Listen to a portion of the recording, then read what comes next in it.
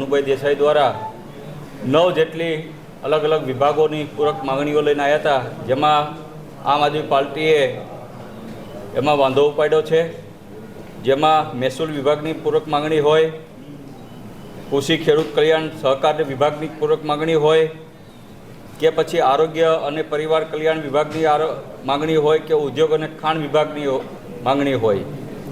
આ અલગ અલગ જે પૂરક માંગણીઓ જે છે ગૃહની અંદર આમ આદમી પાર્ટીએ એમાં ઘણા બધા સૂચનો પણ કરેલા છે, જેમાં મોટું જોઈએ તો જે ખાતું માનનીય મુખ્યમંત્રી શ્રી પાસે છે એવું મહેસૂલ અને કુદરતી આફતોનું, તેમાં જોઈએ તો નર્મદામાં જે માનવ સર્જિત પૂર આવ્યા હતા, અનેક લોકોના ઘરમાં પાણી ઘૂસી ગયું હતું, માલઢોરનું નુકસાન થયું હતું. આવા જે માનવ સર્જિત જે પૂર આવવાના કારણે જે લોકોને ખૂબ પારાવાર નુકસાન થયું હતું, ત્યારે પણ આમ આદમી પાર્ટી લોકોની વચ્ચે જઈ અને સેવા કાર્ય કર્યા હતા. એટલે કે જે કુદરતી આફતો જે હોય છે એમાં આ બજેટ વપરાય તેવી આમ આદમી પાર્ટીએ માંગણી કરી છે, નહીં કે માનવ સર્જિતમાં આ ફંડો વપરાય. સાથોસાથ જ્યારે ગુજરાતની અંદર કુદરતી આપત્તા આવે છે ત્યારે મારા બોટાદ જિલ્લાની વાત કરું, ભાવનગર જિલ્લાની વાત કરું કે ગુજરાતના અન્ય જિલ્લાઓની વાત કરું તો ખેડૂતોને અનેક નુકસાન જતું હોય છે, ખેડૂતોના પાક નિષ્ફળ જતા હોય છે. તો આજે પણ મારે બોટાદ જિલ્લાની વાત કરું તો એક પણ રૂપિયો બોટાદ જિલ્લાના ખેડૂતને વળતર ચૂકવવામાં નથી આવ્યું, નથી મારા ભાવનગર જિલ્લાને ચૂકવવામાં આવ્યું. એટલે કે આ જે ફંડ જે છે એ પોતાની માનીતી કંપની, વીમા કંપનીઓના ડાયવર્ટ કરવામાં આવે છે, પોતાના મળતીઓને ડાયવર્ટ કરવામાં આવે છે. માત્ર ને માત્ર ગૃહની અંદર પૂરક માંગણીઓ લાવી અને બહુમતીના ધોરણે પૂરક માંગણીઓમાં મતદાન કરાવી અને આ જે માંગણીઓ છે એ પૂરી કરવામાં આવે છે. શહેરી વિકાસની વાત કરું તો આજે પણ તમે જોશો તો 2022માં દરેક ગુજરાતના નાગરિકોને પોતાનું ઘર માટેનો એક વાયદો કરવામાં આવ્યો હતો. તો આજે 2024 થઈ ગયું છે, આજે પણ ઘણા બધા જિલ્લાઓ છે. મારા બોટાદ જિલ્લાની વાત કરું તો આજે પણ હજી સુધીમાં કોઈને પોતાનું ઘરનું ઘર હજી સુધી પ્રાપ્ત થયું નથી. કૃષિ અને કલ્યાણની વાત કરીએ તો મેં કીધું એમ કે આજે પણ મોટાભાગની એપીએમસીયુ ગુજરાતની જોવા મળે છે, પોતાની આર્થિક રીતે ખૂબ જ સદ્ધર નથી. અને મોટા કૃષિમાં જોવા મળે તો આજે પણ મેં પહેલાં કીધું એમ કે ગુજરાતના ખેડૂતોની હાલત જે છે એ ખૂબ જ કફોડી બનતી જાય છે.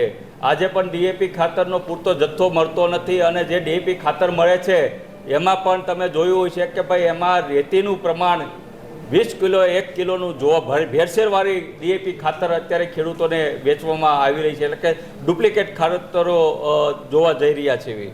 સાથોસાથ વાત કરીએ જંગલ વિસ્તારના જાનવરોની તો આજે પણ ખેડૂતોને પોતાના વિસ્તારમાં, ખેતીના વિસ્તારમાં ફરતી તારની યોજના તો આપે છે, બજેટ પણ ગૃહની અંદર રજૂ કરવામાં આવે છે, પણ આજે પણ મોટા ભાગના ખેડૂતોને પોતાના જંગલી જાનવરથી પોતાના પાકને બચાવવા માટે વાડ હજી આપવામાં આવી નથી. એવી રીતના માર્ગ મકાનની વાત કરી છે પૂરક માંગણીમાં, તો આજે પણ તમે જુઓ અંતરિયાળ વિસ્તાર, મારો બોટાદનો વિસ્તાર છેવાડાનો જોઈ લો, ત્યાર પછી આપણે આદિવાસી પટ્ટો જોઈ લો. આજે પણ હજી એવા ઘણા બધા ગામો છે કે જ્યાં લોકોને રસ્તો ન હોવાને કારણે એમ્બ્યુલન્સ જતી નથી અને લોકોને સારવાર અર્થે પોતાના ખાટલામાં બેસાડી ટીંગાટોરી કરીને દર્દીઓને લઈ જાય છે. એ પ્રકારનું આજે પણ એ આપણું આ ગુજરાત જોવા મળી રહ્યો છે. શિક્ષણની વાત કરીએ તો મેં પહેલાં પણ કીધું તેમ ગુજરાતનું જે શિક્ષણ છે પૂરક માંગણીઓ લઈને આવ્યા છે માનનીય શિક્ષણ મંત્રી શ્રી, એને અમે શિક્ષણમાં દેવા તૈયાર છીએ, પણ આજે પણ તમે જોવો છો કે ઇન્ફ્રાસ્ટ્રક્ચર જ ગુજરાતમાં શિક્ષણનું નથી. આજે પણ શિક્ષકોની ઘટ છે, કાયમી શિક્ષકો છે નહીં. અને આજે પણ તમે જોશો તો અલગ અલગ અભ્યાસક્રમમાં નવા પ્રયોગો કરવામાં આવે છે. અભ્યાસક્રમમાં ગીતાનું અભ્યાસક્રમમાં દાખલ કરવામાં આવે છે. એટલે કે નવા પ્રયોગ કરીને શિક્ષકો જ નથી, ઇન્ફ્રાસ્ટ્રક્ચર જ નથી, અને આજે પાછા શિક્ષણ મંત્રી પૂરક માંગણીઓ લઈને આવ્યા છે. સાથોસાથ એવી રીતના વાત કરવી આદિજાતિ વિકાસની, તો ગુજરાતમાં રહેતો આદિજાતિ વિકાસવાળો વિસ્તાર જે 15% જેટલો છે, એના છેવાડાનો આ જે મૂળ માલિક જે છે આપણો આદિવાસી વસતો માણસ છે. તો આજે એનું તમે જીવન ધોરણ જોઈ લો, કોઈ જગ્યાએ સારા રોડ નથી, સારી હોસ્પિટલ નથી, સરકારી સ્કૂલ નથી. એટલે કોઈ પણ પ્રકારનું ગુજરાતની અંદર આ આદિવાસી જાતિના લોકો માટે ક્યાંય ઇન્ફ્રાસ્ટ્રક્ચર જોવા મળતું નથી. એટલે કે 9 જેટલી જે પૂરક માંગણીઓ લઈને માનનીય કનુભાઈ દેસાઈ આજે આવ્યા છે, એમાં આમ આદમી પાર્ટીએ સખત ને સખત એમાં વિરોધ દર્શાવ્યો છે. સરકારે ગુજરાત સરકારને અન્યાય કર્યો છે. આજે 156ની બહુમતીવાળી આ ડબલ એન્જિન સરકાર પૂરક માંગણીઓ લઈને આવી છે. મહેસૂલ વિભાગની જે પૂરક માંગણીઓ લગભગ 1200 કરોડ કરતાં વધારે રકમની લઈને આવ્યા અને એમાં એમણે કુદરતી આફતોના સમયમાં જે ગુજરાતમાં નુકસાન થયું સહાય આપવામાં આવી એ બાબતની માંગણીઓ લઈને આવ્યા. જ્યારે હકીકતો જોઈએ તો આ ડબલ એન્જિનની સરકાર ગુજરાતના દેશના વડાપ્રધાન હોય એને પહેલા એમ કહેતા કે મોસાળે જમણવારને માં પીરસનારી એવી સ્થિતિ છે. અને પહેલા દેશમાં જ્યારે કોંગ્રેસની સરકાર હતી ને રાજ્યમાં નરેન્દ્રભાઈ મોદી મુખ્યમંત્રી હતા ત્યારે કેન્દ્રની સરકાર ₹1 પણ ગ્રાન્ટ ઓછી આપે તો પેલી ટીવીમાં થપ્પડની જાહેરાતો આવતી હતી કે કેન્દ્ર સરકારનો ગુજરાતના લોકોને થપ્પડ. આજે જે આંકડા જોઈએ કે આ સરકાર જ્યારથી બની ત્યારથી ગુજરાતના ખેડૂતો હોય કે નદી કાંઠા કે દરિયાકાંઠા વિસ્તારના લોકો હોય એમના માથે પનોતી બેઠી હોય એવી સ્થિતિનું નિર્માણ થયું છે. પહેલા તોકતે વાવાઝોડું આવ્યું, બિપરજોય વાવાઝોડું આવ્યું, ત્યાર પછી કમોસમી વરસાદ થયો, નર્મદા નદીમાં સરકાર સર્જિત પૂર આવ્યું અને એના કારણે ખેડૂતોની તબાહી થઈ, અનેક લોકોના જીવ ગયા, જમીનો તબાહ થઈ ગઈ, માલ મિલકતને નુકસાન થયું, અનેક જગ્યાએ પશુધન મોટા પ્રમાણમાં તણાઈ ગયા, એને માલજાનને નુકસાન થયું અને સાથે સાથે જે સરકારી મિલકતો હતી રસ્તાઓ ધોવાઈ ગયા, વીજ પોલ પડી ગયા, ખેતરો ધોવાઈ ગયા, ખેતરોમાં રેતી આવી ગઈ, બાગાયતી પાકને નુકસાન થયું અને ખૂબ મોટા પ્રમાણમાં ખેડૂત, ખેતી, સરકારી મિલકતો અને જાનમાલને નુકસાન થયું. અને એ વખતે જ્યારે બિપરજોય વાવાઝોડા વખતે કેન્દ્રની ટીમો પણ સર્વે કરવા આવી અને જે સર્વે થયો એ મુજબ લગભગ 2000 કરોડ કરતાં વધારે રકમની નુકસાની થઈ એવું સર્વેમાં આવ્યું. અને ગુજરાત સરકારે કેન્દ્ર સરકાર પાસે માંગણી પણ મૂકી કે 2000 કરોડ કરતાં વધારેનું નુકસાન આ વાવાઝોડાને કારણે થયું છે તો કેન્દ્ર સરકાર મદદ કરે. પણ આપણા જ વડાપ્રધાન હતા, મોસાળે જમણવારને માં પીરસનારી હતી, તેમ છતાં કેન્દ્ર સરકારે ફક્ત 338 કરોડ જેટલી રકમ આપી અને ગુજરાતના લોકોને ગુજરાતની સરકારને સણસણતો થપ્પડ માર્યો. આજે પૂરક માંગણીઓમાં સરકાર વધારાની માંગણીઓ લઈને આવી છે કે આ કુદરતી આફતો આવી અને એના કારણે વધારે બજેટ ખર્ચ કરવું પડે છે એટલે પ્રજાના ટેક્સના પૈસા વધારે આપો. ત્યારે અમે સરકારને કીધું કે આપણી કેન્દ્ર સરકાર છે, ડબલ એન્જિન સરકાર છે, આપણા વડાપ્રધાન છે, એવી આપણે વાતો તો ખૂબ કરીએ છીએ પણ કેન્દ્ર સરકારે જે આપણને અન્યાય કર્યો છે, આવી કુદરતી આપદાના સમયમાં પણ અન્યાય કર્યો છે.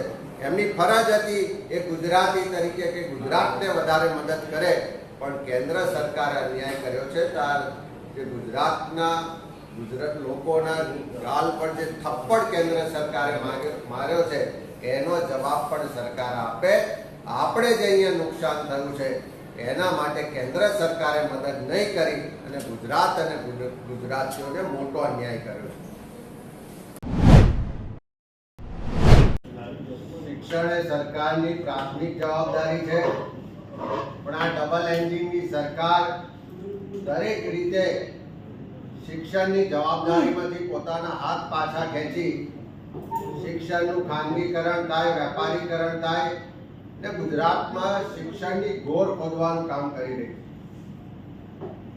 પ્રવેશ ઉત્સવ, ગુણોત્સવ, ભણશે ગુજરાત એવા રૂપકડા નામ આપીને સરકારી તાઇફાઓ થાય પણ જે સરકારની પ્રાથમિક જવાબદારી છે એ શિક્ષણ માટેની વ્યવસ્થાઓ આપવાની, કે ઓરડાઓ આપવાના હોય કે શિક્ષકોની ભરતી કરવાની હોય, દરેક બાબતમાં સરકાર પોતાની જવાબદારીમાંથી પાછી પડે છે, ઊણી ઉતરે છે.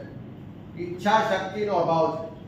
ભૂતકાળની સરકારોએ શિક્ષણ વ્યવસ્થાઓને સુધાર કરવા માટે સરકારી શાળાઓ તો કરી પણ સાથે સાથે અનુદાનિત જે શાળાઓ છે એને પણ મદદ કરી, પૂરતા પ્રમાણમાં શિક્ષકો અને ગ્રાન્ટની વ્યવસ્થાઓ કરી અને એના જ કારણે એક સમય એવો હતો કે આખા દેશમાં શિક્ષણ ક્ષેત્રે ગુજરાતની નામના હતી. આજે આપણે બધા જોઈએ છે કે દરેક રીતે શિક્ષણ ક્ષેત્રે આપણે પાછા પડી રહ્યા છે અને એની પાછળનું જો કારણ હોય તો સરકારની ખાનગીકરણની નીતિને પ્રોત્સાહન આપવાની એમની નીતિ છે. આજે પ્રશ્નોત્તરીમાં જે જવાબો મળ્યા કે સરકાર દ્વારા માધ્યમિક અને ઉચ્ચતર માધ્યમિકમાં લાંબા સમયથી શિક્ષકોની ભરતી નહીં કરવાને કારણે અને કરાર આધારિત શિક્ષકોની ભરતી કરવાને કારણે શિક્ષણ વ્યવસ્થાને ખૂબ મોટું નુકસાન થઈ રહ્યું. એક બાજુ સરકારે એમ કહે કે અમે તમામ જગ્યાઓ ભરી છે, પણ આજે પ્રશ્નોત્તરીમાં જે જવાબ મળ્યા કે આજે સરકારમાં જે સરકારી માધ્યમિક અને ઉચ્ચતર માધ્યમિક શાળાઓ છે એમાં આજની તારીખે 2344 જેટલા પદો ખાલી છે અને એ જ રીતે જે અનુદાનિત શાળાઓ છે એમાં માધ્યમિક અને ઉચ્ચતર માધ્યમિકમાં 10,669 જગ્યાઓ ખાલી છે. એટલે લગભગ 12,000 કરતા વધારે શિક્ષકોની જગ્યાઓ ખાલી હોય તો પછી બાળકોને કેવી રીતે ભણાવી શકાય? અને એની સામે સરકારે જે ભરતી કર્યાની વાત કરે છે, પણ કઈ ભરતી કરી તો કે 4,138 જ્ઞાન સહાયકોની ભરતી કરી. આ જ્ઞાન સહાયકો એટલે 11 માસના કરાર આધારિત શિક્ષકો, જેમ કે પેલા ખેતરમાં આપણે દાળિયા રાખવાના હોય એવા કરાર આધારિત દાળિયા શિક્ષકોની ભરતી અને સરકાર પાછી નામ આપે કે જ્ઞાન સહાયકો.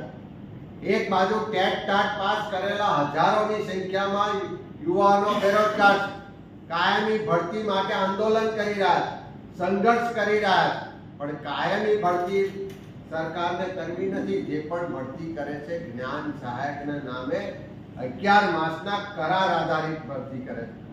12,000 કરતા વધારે પદો ખાલી. જ્યારે સરકાર આ ભરતી ક્યારે કરશે એવા પ્રશ્નના જવાબમાં પણ સરકાર પાસે કોઈ ચોક્કસ સમય મર્યાદા આપવામાં નથી આવી. એનો સ્પષ્ટ મતલબ છે કે સરકારની ગુનાહિત બેદરકારી, ઘોર ઉપેક્ષા અને ખાનગીકરણની નીતિને પ્રોત્સાહન આપવાને કારણે આ શિક્ષણનું સ્તર દિવસે દિવસે ઘટતું જાય છે. ગુજરાતમાં શિક્ષણની ગોળ વધવાનું કામ આ ડબલ એન્જિનની સરકાર કરી રહી છે, આ આંકડા પરથી સ્પષ્ટ ફલિત થાય છે.